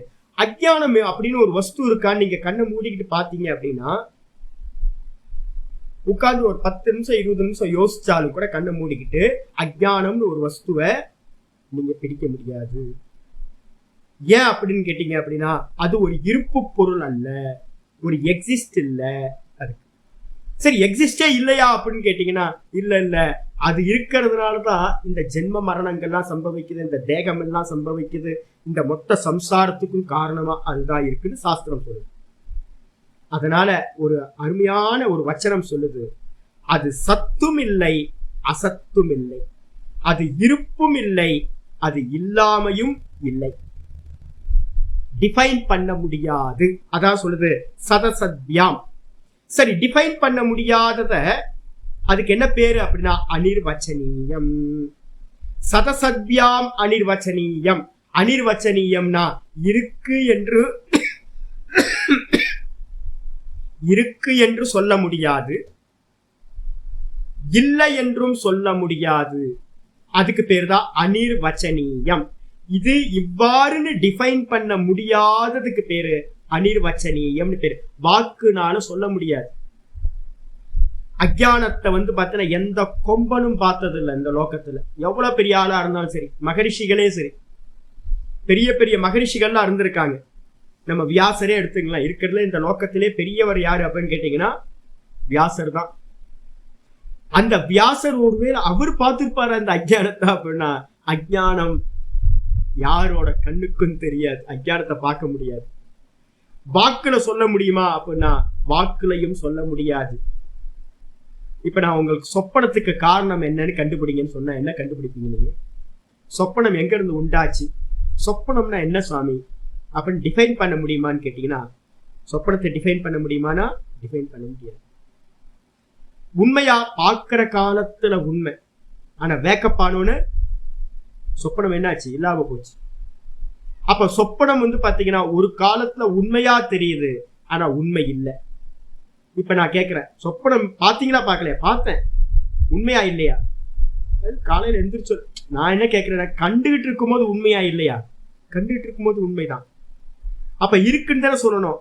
இருக்கு, ஆனா காலையில எந்திரிச்சுனா இல்லாம போச்சு. அப்போ அதே மாதிரிதான் அஜ்ஞானம். அஜ்ஞானம் இருக்கிற காலத்துல, இப்ப நம்ம எல்லாம் ஜீவ புத்தியோட இருக்கிற காலத்துல இந்த அஜ்ஞானமானது இருப்பு பொருளா இருக்கு. எந்த க்ஷணத்துல நமக்கு ஆத்ம ஞானம் உண்டாகுதோ, எந்த க்ஷணத்துல ஆத்ம சாட்சா்காரம் உண்டாகுதோ, அந்த காலத்துல வேக்கப்பானோட எப்படி சொப்பனம் இல்லாம போகுதோ அதே மாதிரி இந்த அஜ்ஞானம் இல்லாம போயிடும். அதனாலதான் அதுக்கு என்ன பேர் சொல்றோம், இருக்குன்னு சொல்ல முடியாது, இல்லை என்றும் சொல்ல முடியாது. சத் அசத்யாம் அனிர்வச்சனீய ரூபம். அனிர்வச்சனீயம், அனிர்வச்சனீயம்னா வாக்கிற்கு எட்டாதது, வாக்கினால் நிர்வச்சனம் செய்ய முடியாதது. இது சத்து, இது அசத்துன்னு சொல்ல முடியாது. இப்ப நான் சொல்றேன், இது புஸ்தகம். புஸ்தகம் இருக்கா? இருக்கு. இந்த நிழல் இருக்கா? என்ன சொல்லுவீங்க? புஸ்தகத்தை நான் இருக்குன்னு சொல்றேன், ஒரு எக்ஸிஸ்டன்ஸ் இருக்கு. இதே நேரத்துல நான் சொல்றேன், இந்த புஸ்தகத்தோட ஷேடோ கீழே வைக்கிற, அதோட கீழே பாத்தீங்கன்னா ஷேடோ வருது. நான் கேட்கிறேன், புஸ்தகத்தோட ஷேடோ இருக்கா இல்லையா? இருக்குன்னு சொல்ல முடியாது, அது இல்லைன்னு சொல்ல முடியாது. அதே மாதிரிதான் பிரம்மத்தோட ஷேடோ, ஆத்மாவோட ஷேடோ, அதுக்கு பேர் தான் என்ன சொல்றோம் அப்படின்னு கேட்டீங்கன்னா அஜ்ஞானம். அஜ்ஞானம் எங்க இருந்தோ வரல. இப்ப நான் கேக்குறேன், இந்த புஸ்தகத்தோட ஷேடோ எங்க இருக்கும்? புஸ்தகத்துக்கு கீழேயே இருக்கும். அந்த புஸ்தகத்தோட ஷேடோ எங்கெல்லாம் இருக்கும்? இது எங்கெல்லாம் மூவ் ஆகுதோ அங்கெல்லாம் அந்த ஷேடோ போகும். இப்ப என்னோட ஷேடோ எங்க இருக்கும்? நான் எங்கெல்லாம் மூவ் ஆகிறனோ அங்கெல்லாம் கூட வந்துகிட்டே இருக்கும். அப்போ இதே மாதிரி ஆத்மாவை ஆசிரியம் பண்ணி ஆத்மாக்கு கீழேயே என்ன இருக்கும்? அந்த ஷேடோன்னு சொல்லக்கூடிய அஜ்ஞானம் இருக்கும். லைட்டுக்கு கீழே வந்து பாத்தீங்கன்னா தீபம், தீபத்துக்கு கீழே தீபத்தோட ஷேடோ இருக்கும். பிரிக்க முடியுமா அப்படின்னு கேட்டீங்கன்னா பிரிக்க முடியாது. அப்ப இருக்கான்னு சொல்லாமனா இருக்கு ஆனா இல்ல. அப்ப இல்லையா அப்படின்னு கேட்டீங்கன்னா இல்ல ஆனா இருக்கு. என்னப்பா ஏதாவது ஒரு ஆன்சர் பண்ணுப்பா, இருக்கா இல்லையா அப்படின்னா சொல்ல முடியாது. அதுக்கு பேரு தான் அனிர்வச்சனீயம் அப்படின்னு பேரு. சத்துனா இருக்கு, அசத்துனா இல்ல. சத்து அசத்யாம், இந்த ரெண்டுத்தையும் நீங்க என்ன பண்ண முடியாது, இருக்குன்னு இல்லைன்னு சொல்ல முடியாத ரூபத்துக்கு பேர் தான் அனிர்வச்சனீயம் அப்படின்னு பேர் வச்சாச்சு. சரி, ரெண்டாவது லட்சணம் அனிர்வச்சனீயம். அப்புறம் மூணாவது லட்சணம் திரிகுணாத்மகம். இந்த அவித்யால என்ன சாமர்த்தியம் இருக்கு அப்படின்னு கேட்டீங்கன்னா ரொம்ப அருமையான சாமர்த்தியம் இருக்கு. இந்த அவித்யா வந்து பாத்தீங்கன்னா திரிகுணாத்மகம் சொல்லுவோம். 3 குணங்களை உடையது. 3 குணங்கள் இருக்கு. சத்வகுணம், ரஜோகுணம், தமோ குணம் அப்படின்னு சொல்லக்கூடிய 3 குணங்கள். இந்த மாயால இருக்கு. இந்த மாயா, இதுக்கு பேர் தான் மாயா சக்தின்னு பேரு. அஜ்ஞானத்துக்கு இன்னொரு பேரு மாயா சக்தின்னு பேரு. நீங்க பேர் வேணா எழுதிக்கலாம் நிறைய. இந்த அஜ்ஞானத்துக்கு என்ன பேரு அப்படின்னா அஜ்ஞானத்துக்கு பேரு அவித்யான்னு ஒரு பேரு. அஜ்ஞானத்துக்கு, அஜ்ஞானம்னாவே ஃபர்ஸ்ட் புரிஞ்சுங்க. அஜ்ஞானம்னா என்னன்னா ஞானத்தோட ஆப்போசிட் வந்து பாத்தீங்கன்னா அஜ்ஞானம். ஞானம்னா நாலேஜ், அதுக்கு ஆப்போசிட் வந்து பாத்தீங்கன்னா நாலேஜ் இல்லாத தன்மைக்கு பேரு அஜ்ஞானம். அதே மாதிரி அவித்யான்றதுக்கு அர்த்தம் என்ன அப்படின்னு கேட்டீங்கன்னா ந வித்யதே இதி அவித்யான்னு ஒரு லட்சணம் சொல்லுவோம். எது இல்லாமல் இருக்கிறதோ அதுக்கு பேரு அவித்யா. எது இல்லாமல் இருக்கிறதோ, நல்லா தெரிஞ்சுங்க, எது இல்லாமல் இருக்கிறதோ அதுக்கு பேர் தான் அவித்யா. இல்ல ஆனா இருக்கு, அதுக்கு பேர் அவித்யான்னு பேர். இருப்பு இல்ல, அதுக்கு எக்ஸிஸ்டன்ஸ் இல்ல. அது வந்து ஒரு வஸ்துவை டிபெண்ட் பண்ணி தான் இருக்கும். ஷேடோ எதை டிபெண்ட் பண்ணி இருக்கு? அந்த வஸ்துவை டிபெண்ட் பண்ணி ஷேடோ இருக்கு. அதே மாதிரி அஜ்ஞானம் மாயான்னு சொல்லக்கூடியது அந்த ஆத்ம தத்துவத்தை டிபெண்ட் பண்ணி அதை ஆசிரியம் பண்ணி இருக்கிறது. அதுக்கப்புறம் இந்த 3 குணங்கள் இருக்கு பாத்தீங்களா, சத்வம் ரஜஸ் தமஸ், இந்த 3 குணங்களோடு கூடி இருக்கிறது இந்த அவித்யா. அதனால இதுக்கு என்ன பேரு அப்படின்னா திரிகுணாத்மகம் அப்படின்னு பேரு. திரிகுணாத்மிகா. மாயாக்கு இன்னொரு பேரு திரிகுணாத்மிகா, அஜ்ஞானத்துக்கு இன்னொரு பேரு திரிகுணாத்மிகா, அவித்யாக்கு இன்னொரு பேரு திரிகுணாத்மிகா ஆயிடுச்சு. இது மட்டும் இல்ல, இதுக்கு இன்னொரு பேர் இருக்கு, அவ்யாக்கிருதம் அப்படின்னு பேரு. இந்த அவித்யாக்கு இன்னொரு பேரு, அஜ்ஞானத்துக்கு இன்னொரு பேரு அவ்யாக்கிருதம். வியாக்கிருதம்னா வெளிப்பட்டது, மேனிஃபெஸ்டேஷன் ஆனது. அவ்யாக்கிருதம்னா வெளிப்படாதது, மேனிஃபெஸ்டேஷன் ஆகாதது. யாராவது அஜ்ஞானத்தை பார்த்திருக்காங்களா? யாரும் பார்க்க முடியாது. ஏன்? அது மேனிஃபெஸ்டேஷன் ஆகல. அதனால அதுக்கு பேரு அவ்யாக்கிருதம்னு பேரு.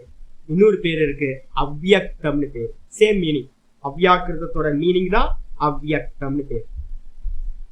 வியக்தமாகாதது, வெளிப்படாதது அவ்யக்தம். அப்போ அஜ்ஞானம், அவித்யா, மாயா, திரிகுணாத்மிகா, அதுக்கப்புறம் வந்து பாத்தீங்கன்னா அவ்யாக்கிருதம், அதுக்கப்புறம் அவ்யக்தம். அதுக்கப்புறம் இன்னொரு ஒரு பேர் சொல்லுவோம், பிரகிருதின்னு ஒரு பேர் சொல்லுவோம், இல்லைன்னா மூல பிரகிருதின்னு ஒரு பேர் சொல்லுவோம். பிரகிருதி ஆர் மூல பிரகிருதி. இந்த இந்த இதெல்லாம் சினானிம்ஸ். இதெல்லாம் வந்து பாத்தீங்கன்னா நிறைய இடத்துல இருக்கும். இதெல்லாம் ஒரே அர்த்தத்தை குறிக்கிறது. அஜ்ஞானம், அவித்யா, திரிகுணாத்மிகா, மாயா, அவ்யாக்கிருதம், அவ்யக்தம், பிரகிருதி, மூல பிரகிருதி. இதுல எது வேணாலும் யூஸ் பண்ணுவாங்க. அப்போ இந்த 3 குணங்களை உடைய திரிகுணாத்மகம் இங்க ஆச்சாரிய சொல்லியாச்சு. 3 குணங்களை உடையது சத்வ ரஜஸ் தமஸ். இது என்ன பண்ணுது அப்படின்னு கேட்டீங்கன்னா, எங்க இருக்கு நம்ம பார்த்திருக்கோம், நான் ஒன்றையும் அறியவில்லை. அப்ப அந்த நானுக்கு மேல நான ஆசிரியம் பண்ணி இருக்கிறது தான் இந்த அஜ்ஞானம், திரிகுணாத்மிகா மாயா. நீங்க இந்த காளி தேவியை பாத்தீங்க அப்படின்னா தெரியும், சூலாயுதத்தை வச்சுக்கிட்டு சிவன் கீழே படுத்திருப்பார். சிவனுக்கு மேல பாத்தீங்கன்னா அம்பாள் பாத்தீங்கன்னா சூலாயுதத்தோட இருப்பாங்க. இதுக்கு என்ன அர்த்தம்னு கேட்டீங்கன்னா, இந்த ஷேடோ தான் அம்பாள்னு வச்சுங்க. ஷேடோ எதை டிபெண்ட் பண்ணிருக்கு, என்ன டிபெண்ட் பண்ணிருக்கு.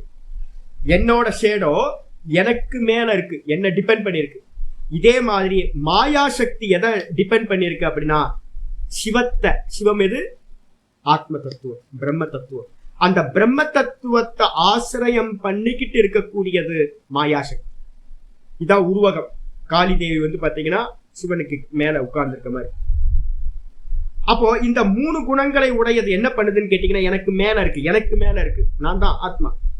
எனக்கு மேல இருந்துகிட்டு என்ன பண்ணுது அப்படின்னு கேட்டீங்கன்னா, இந்த 3 குணங்கள் இருக்கு பாத்தீங்களா.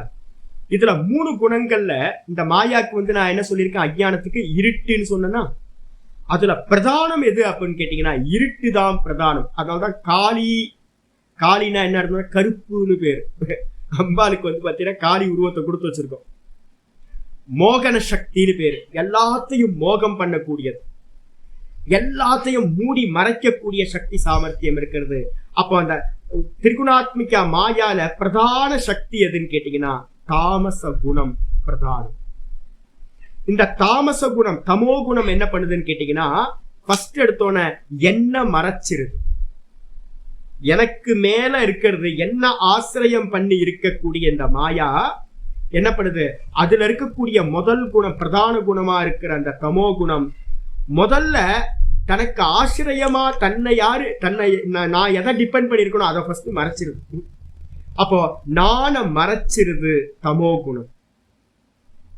நான மறைச்சதுக்கு பிறகு அதுல இன்னொரு குணம் இருக்கு. இதுக்கு இந்த தமோ குணத்துக்கு பேரு என்ன பேருனா ஆவரண சக்தின்னு பேரு. தமோ குணத்துக்கு என்ன பேரு, ஆவரண சக்தி. மிகப்பெரிய சக்தி இதுதான். இந்த மொத்த ஜெகத்தையும் பாத்தீங்கன்னா தன்னுடைய ஆவரண சக்தியினால அம்பாள் என்ன பண்ணிருக்கா, மூடி மறைச்சிடுறா, மோகத்தை உண்டு பண்ணி வச்சிருக்கா அம்பா. அதுக்கு அடுத்த சக்தி என்னதுன்னு கேட்டீங்கன்னா விக்ஷேப சக்தி, ரஜோகுணம். அதுல இருக்கக்கூடிய 2வது குணம் ரஜோகுணம். அது என்ன பண்ணுது அப்படின்னு கேட்டீங்கன்னா, இந்த ஆவரண குணம் என்ன பண்ணுச்சு, தமோ குணம் என்ன பண்ணுச்சு, என்ன மூடிச்சு. கயித்த எது மறைச்சது, இருட்டு மறைச்சது. அந்த இருட்டு பாத்தீங்கன்னா கைத்த மறைச்சதுக்கு பிறகு அதுல என்ன கிரியேஷன் ஆச்சு, பாம்பு கிரியேஷன் ஆச்சு. அதே மாதிரி இந்த நாண மறைச்சது இந்த தமோ குணம்.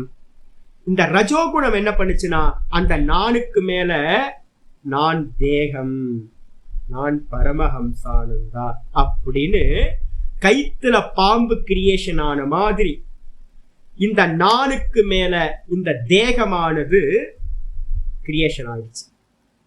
இந்த கிரியேஷன் பண்றது யாரு அப்படின்னா ரஜோகுணம் கிரியேஷனை பண்ணுது. இதுக்கு பேரு விக்ஷேப சக்தின்னு பேரு. கிரியேட்டர், ஃபுல்லா கிரியேட், இந்த மொத்த ஜெகத்தையும் பிரம்மத்துக்கு மேல கிரியேட் பண்ணிடுச்சு. அம்பாலோட ரஜோகுணம், மாயா சக்தியோட ரஜோகுணம். தமோகுணம் பிரம்மத்தை மறைச்சது, ரஜோகுணம் இந்த ஜெகத்தை பாத்தீங்கன்னா உண்டாக்குச்சு. ஏன்ட்ட இருக்கிற அஜ்ஞானம் என்ன மறைச்சது, என்ற இருக்கிற ரஜோகுணம் என்னோட தேகத்தை கிரியேட் பண்ணுச்சு. இந்த தேகத்தை கிரியேட் பண்ணதுக்கு பிறகு சத்துவகுணம் இருக்கா, சத்துவகுணம் பிரகாசம்னு பேர். பிரகாச சக்தி, ஆவரண சக்தி, விக்ஷேப சக்தி, பிரகாச சக்தி. இந்த பிரகாச சக்தி என்ன பண்ணுச்சு அப்படின்னு கேட்டீங்கன்னா, இந்த நானையும் பரமஹம்சானந்தாய நானுக்கு மேல நான் மறைஞ்சு போச்சு. அதுக்கு மேல இந்த பரமஹம்சானந்தான்ற தேகம் வந்தோன தேகத்தை பார்த்தீங்கன்னா நல்லா பிரைட்டா காட்ட ஆரம்பிச்சிச்சு. எனக்கு அபிமானம் வந்துருச்சு, நான் பரமஹம்சானந்தான். இந்த நான் இந்த பரமஹம்சானந்தாவோட அட்டாச் ஆயிடுச்சு. பிரகாசப்படுத்துறது எதுனா இந்த சத்துவ குணம். என்ன சதா எனக்கு நல்லா தெரியுதுங்க, நான் தான் தேகம் தானே, நான் எல்லாத்துக்கும் தெரியுதுல, நான் தேகம் நான் தேகம், அறிவு இருக்குல்ல நமக்கு, நான் தேகம் நான் தேகம் நான் தேகம், யாரும் சொல்லி கொடுக்கல. ஏன்? அவ்வளவு ஸ்பஷ்டமா தெரியுது. ஒரு டவுட் இல்ல, ஒரு எம்எம் கூட நான் தேகமா அப்படின்னு ஒரு எம்எம் கூட டவுட்டே வரல. அந்த மாதிரி டவுட் வராத அளவுக்கு இந்த சத்துவ குணம் என்ன பண்ணுதுன்னு கேட்டீங்கன்னா பிரகாசப்படுத்து. அப்ப என்ன ஆயிடுச்சு?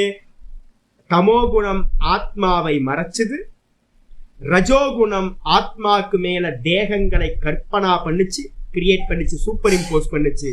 அந்த சூப்பர் இம்போஸ் பண்ண அந்த சரீரத்தை சத்துவகுணம் பிரகாசப்படுத்துச்சு. நம்ம எல்லாம் என்ன பண்ணிருக்கோம்? இந்த 3 குணங்களால மாட்டப்பட்டு நம்ம என்ன பண்றோம்? நல்லா பிடிச்சுக்கிட்டு தொங்கிட்டு இருக்கோம், நான் தேகம் நான் தேகம். சுஷுப்தி அவஸ்தையில வந்து பாத்தீங்க அப்படின்னா எது பிரதானம் அப்படின்னு கேட்டீங்கன்னா, தூக்கத்துல டீப் ஸ்லீப்ல ஆவரண சக்தி பிரதானமா இருக்கு. அதனால தூக்கத்துல நமக்கு ஒன்னும் தெரியவில்லை. தூக்கத்துல என்ன இருக்கு?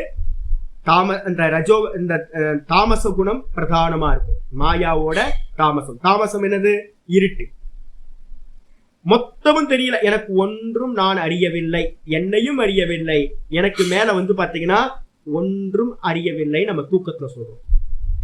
இப்ப வேக்கப் ஆகும் போது சொப்பன அவஸ்தையில என்ன இருக்கு அப்படின்னு கேட்டீங்கன்னா ரஜோகுணம். சொப்பன அவஸ்தையில ரஜோகுணம் இருக்கு. இந்த ரஜோகுணம் சூக்ஷ்ம தேகத்தையும் ஸ்தூல தேகத்தையும் கிரியேட் பண்ணுது. அப்புறம் ஜாகிரத அவஸ்தையில வந்து பாத்தீங்கன்னா சத்துவ குணம் பிரதானம். நம்ம எல்லாம் ஸ்பஷ்டமா தெரியுது, நான் தேகம். சொப்பனத்துல கூட இங்க ஜாகிரதத்துல இருக்கிற அளவுக்கு நமக்கு வந்து பாத்தீங்கன்னா பலமா நமக்கு வந்து பாத்தீங்கன்னா அபிமானம் இல்லை அங்க. ஆனா ஜாகிரத அவஸ்தையில வேக்கப் ஆனதுக்கு பிறகு நமக்கு இந்த தேகத்து மேல அவ்வளோ சாலிடா இருக்கு.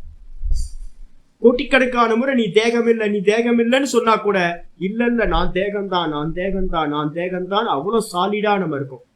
அதுக்கு என்ன காரணம்னு கேட்டீங்கன்னா, நம்மள்ட்ட இருக்கக்கூடிய அந்த மாயால இருக்கக்கூடிய சத்துவ குணம் இந்த தேகத்தை ஸ்பஷ்டமா தெளிவுபடுது. சொப்பனத்துல வந்து ஒரு ஷேடோ மாதிரி தெரியுது, சாலிடா தெரியல, நமக்கு ரொம்ப கிளியரா தெரியல. ஆனா சத்துவ குணம் வந்து இந்த ரஜோ குணம் வந்து இந்த ஜாகிரத அவஸ்தையில சத்துவ குணம் என்ன பண்ணுது? பிரகாசப்படுத்தி காட்டுது. எனக்கு தேகத்துல அவ்வளோ அபிமானம் உண்டு. அப்போ இந்த 3 குணங்களை உடைய இந்த மாயா என்ன மறைச்சு எனக்கு மேல தேகத்தை கிரியேட் பண்ணி அபிமானிக்க வைத்து திரிகுணாத்மகம். சரி, இது எப்படிப்பட்டது அப்படின்னா ஞான விரோதி. ரொம்ப அருமையா சொல்ற. இருட்டு என்னது? இருட்டு வந்து பாத்தீங்கன்னா பிரகாசத்துக்கு ஆப்போசிட், சத்ரு. அதே மாதிரி இது என்னை அறிய விடாம பண்ணக்கூடிய சக்தி, அது ஆபரண சக்தி மாயா. அப்ப என்ன அறிய விடாம பண்றதுன்னா என்ன அர்த்தம்? என்னை அறியறதுக்கு பேரு நாலேஜ், ஞானம். அந்த ஞானத்தை உண்டு பண்ண முடியாம தடுக்கிற சக்தி எது அப்படின்னா அது அஜ்ஞானம். அதனாலதான் அஜ்ஞானம்ன்றது வந்து பாத்தீங்கன்னா ஞானத்தோட விரோதி, ஆப்போசிட். இந்த மாயான்ற சொல்ற தத்துவம் ஞானத்துக்கு விரோதி. எப்படிப்பா அப்படின்னு கேட்டீங்கன்னா, நான் எவ்வளவுதான் வெள்ளையா கலர்ஃபுல்லா இருந்தாலும் சிவப்பா இருந்தாலும் என்னோட ஷேடோ எப்படி இருக்கும்? கருப்பாதான் இருக்கும். அப்ப ஷேடோ வந்து பாத்தீங்கன்னா அப்படியே ஆப்போசிட்டா இருக்கக்கூடியது, விரோதியா இருக்கக்கூடியது. பிரகாசத்துக்கு அப்படியே ஆப்போசிட் அது அந்த காலம். அதனால விரோதி, ஞான விரோதி. ஞானத்துக்கு விரோதமா இருக்கிறது இந்த அஜ்ஞானம். அது மட்டும் இல்ல, அபாவ ரூபம். அபாவ ரூபம் இதுல பிராக்கெட்ல வந்து பாத்தீங்கன்னா 2 போட்டுக்கணும், பாவ ரூபம்னு போடணும். அதனாலதான் நான் ஆவ வந்து பிராக்கெட்ல போட்டிருக்கேன்.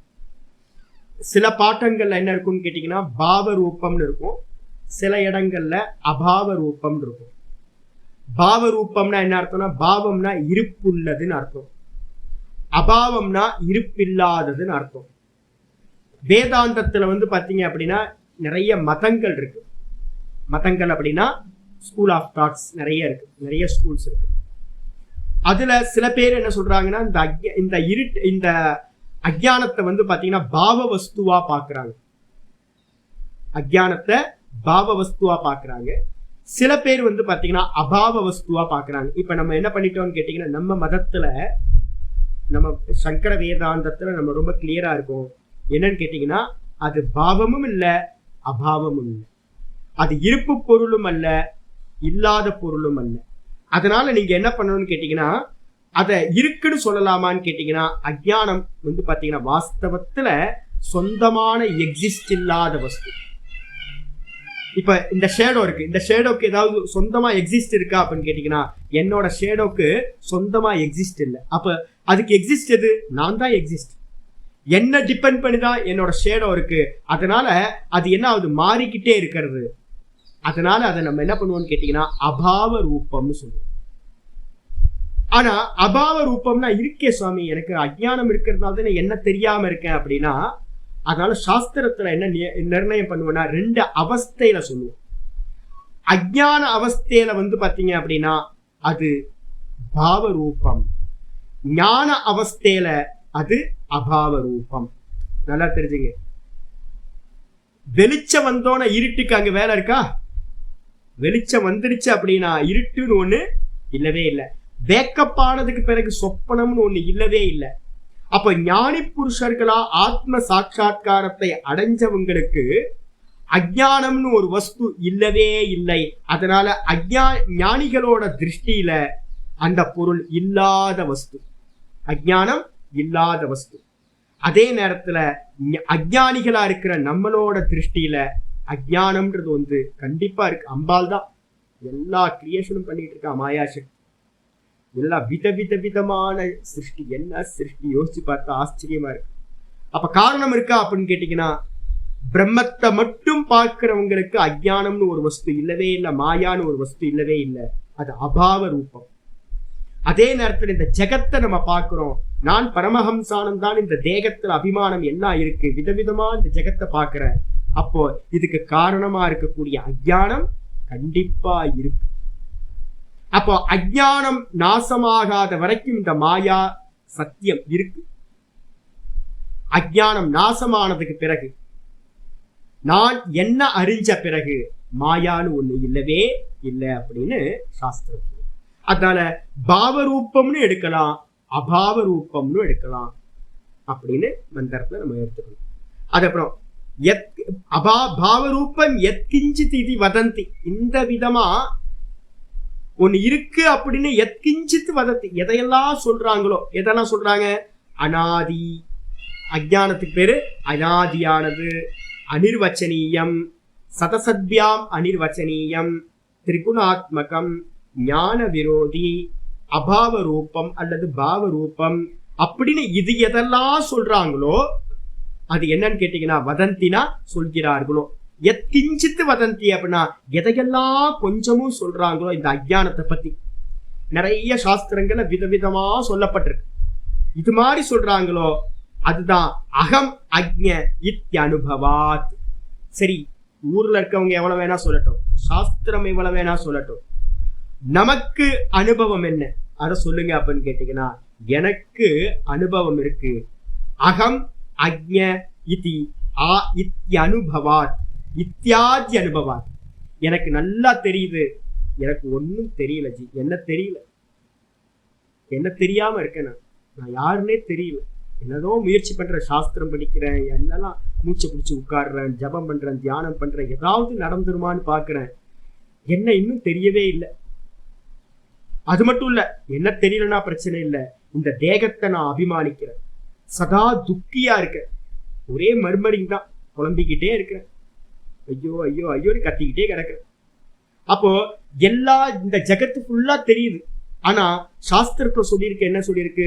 ஏக்கமேவ அத்விதீயம், ஆத்மா வந்து பாத்தீங்கன்னா ஒன்றே ஆனது, வாஸ்தவத்துல இந்த ஜெகத்துன்னு ஒண்ணு இல்லவே இல்லை அப்படின்னு. ஆனா எனக்கு ஜெகத்து தெரியுது, இந்த தேகம் தெரியுது, நான் ஜீவனா இருக்க, ரொம்ப சஃபர் ஆகிறேன், காமக்ரோதங்கள்லாம் இருக்கு, இதெல்லாம் நமக்கு அனுபவம் இருக்கா?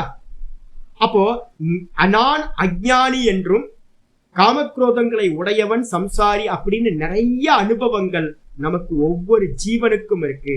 அதனால நம்ம என்ன சொல்லலாம்னு கேட்டீங்கன்னா, இதுக்கெல்லாம் காரணமா எது இருக்கு அப்படின்னா அஜ்ஞானம்னு ஒண்ணு இருக்கு.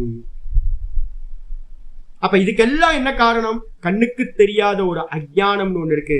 அதுதான் இந்த ஜெகத்துக்கும் ஜீவனுக்கும் இந்த சம்சாரத்துக்கும் காரணமா இருக்கு அப்படின்னு நமக்கு அனுபவம். இதான் இத்யனுபவாத்.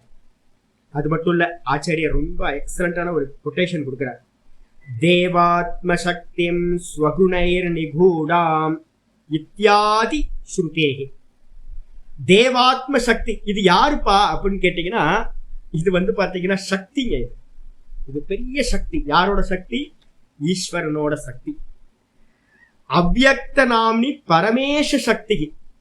விவேக சுடாமணியில ஸ்லோகத்துல சொல்ற, 108வது ஸ்லோகத்துல சொல்ற, இந்த அவ்யக்தம்னு சொல்லக்கூடிய இந்த மாயா சக்தி இருக்கே, திரிகுணாத்மிகா மாயா, இது யாரோட சக்தி அப்படின்னு கேட்டீங்கன்னா பரமேஸ்வரனோட கையில இருக்கிற சக்தி. இந்த பரமேஸ்வரன் எப்படிப்பட்டவர் அப்படின்னு கேட்டீங்கன்னா யூஸ்லெஸ் வச்சுங்களேன். பரமேஸ்வரன் டைரக்டா எடுத்துங்க, யூஸ்லெஸ். அதனால்தான் பாத்தீங்கன்னா இங்க நிறைய சன்னியாசிகள் பாத்தீங்க அப்படின்னா பரமேஸ்வரன் யூஸ்லெஸ்ன்னு தெரிஞ்சுக்கிட்டு அம்பாலை பிடிச்சாதான் காரியம் ஆகும் அப்படின்னு எல்லாத்துக்கும் தெரிஞ்சு இங்க நிறைய சன்னியாசிகள் அம்பாள் உபாசகர்கள். ஏன்னா அம்மாவை பிடிச்சாதான் காரியம் நடக்கும். அப்பா பாத்தீங்கன்னா எதுக்கும் யூஸ் ஆக மாட்டார். தெரியும், சின்ன வயசுல இருந்தே நமக்கு அனுபவம். எதா இருந்தாலும் ஆப்ளிகேஷன் நம்ம யார்கிட்ட வைப்போம்னு கேட்டீங்கன்னா அம்மா பின்னாடியே தான் போவோம்.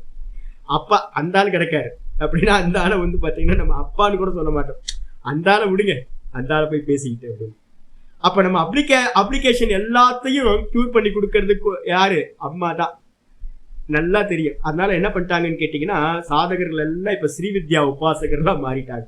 பிரம்ம உபாசகர்களா இருக்கிறது சிவ உபாசகர்களை விட்டுட்டு சாக்த உபாசத்துக்கு போயிட்டாங்க. ஏன்?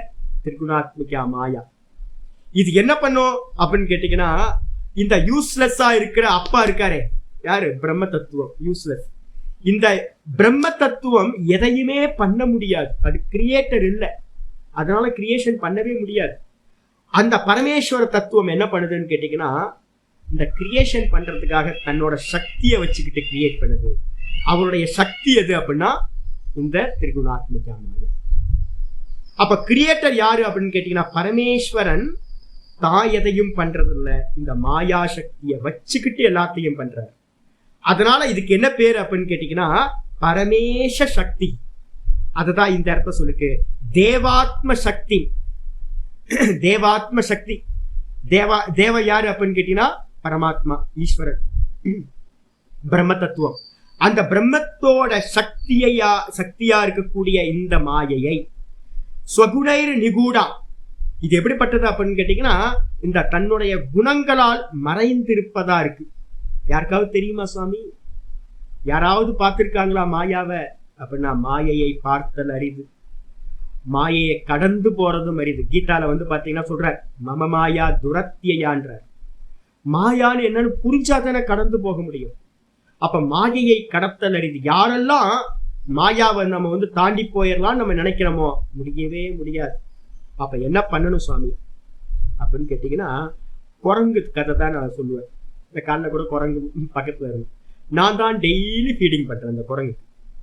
அது சின்ன குட்டியா இருந்ததுல இருந்து இப்ப நல்லா பெருசான வரைக்கும் டெய்லி காலையில இருந்து நான் தான் கொஞ்சி கொலாவி அதுட்டு எல்லாம்.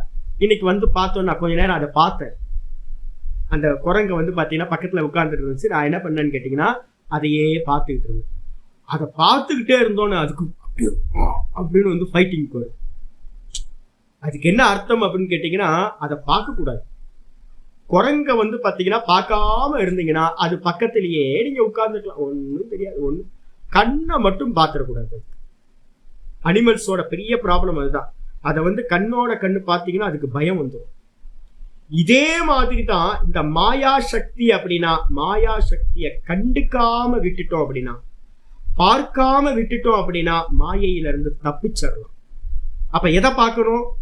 ஈஸ்வர தத்துவத்தை மட்டும் பார்த்துக்கிட்டு இருக்கணும். இந்த நாமரூப ஜெகத்தை பாத்தீங்கன்னா பார்க்க கூடாது. பார்த்தீங்கன்னா அதுக்குள்ளார விழுந்துரும், மோகத்துல விழுந்துரும். அத கீதால சொல்றாரு மம மாயா துரத்தியா, என்னுடைய மாயையை யாராவது கடந்து போலான்னு பார்த்தானா முடியாது. அது ஒரு பெரிய பிளாக் ஹோல், அதுல விழுந்துருவான். அப்ப என்ன பண்ணணும் அப்படின்னு கேட்டா மாமேவ ஏ பிரபத்யந்தே மாயா மேதாம் தரந்திதே, என்னையே எவர்கள் சரணாகதி பண்றாங்களோ. என்னையே நான் என்ன சரணாகதி? சதா ஆத்ம தத்துவத்தையே சிந்திச்சுக்கிட்டு இருக்கிறது. சதா அகம் திரஷ்டா திரஷ்டா திரஷ்டா திரஷ்டானே பார்த்துக்கிட்டு இருக்கிறது. எனக்கு அந்நியமா இருக்கக்கூடிய திருஷ்யத்தை பார்க்காம இருக்கிறது.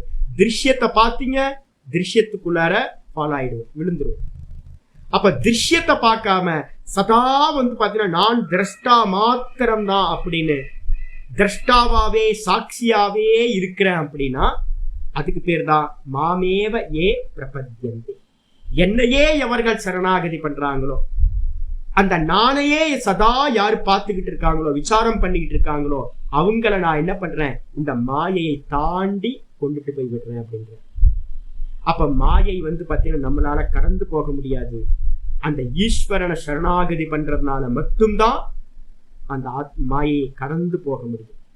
அப்ப மந்திரம் சொல்லுது, நமக்கு அனுபவம் இருக்கு, நான் அஜ்ஞானியா இருக்கேன், துக்கியா இருக்கேன், சம்சாரியா இருக்கேன் அப்படின்னு. அப்ப அதுக்கு காரணம் மாயா அப்படின்னு நம்ம முடிவுக்கு வரலாம்.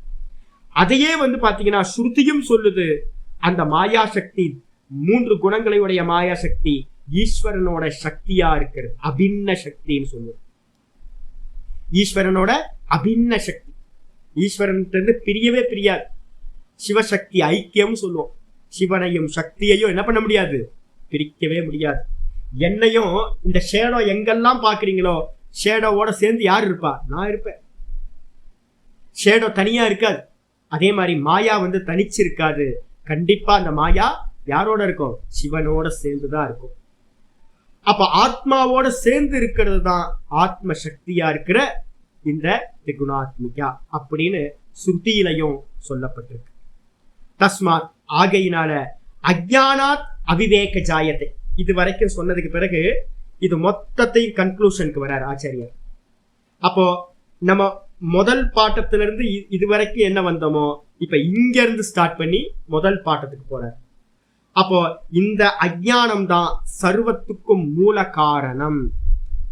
சர்வத்துக்கும் மூல காரணம் எது, இந்த அஜ்ஞானம்.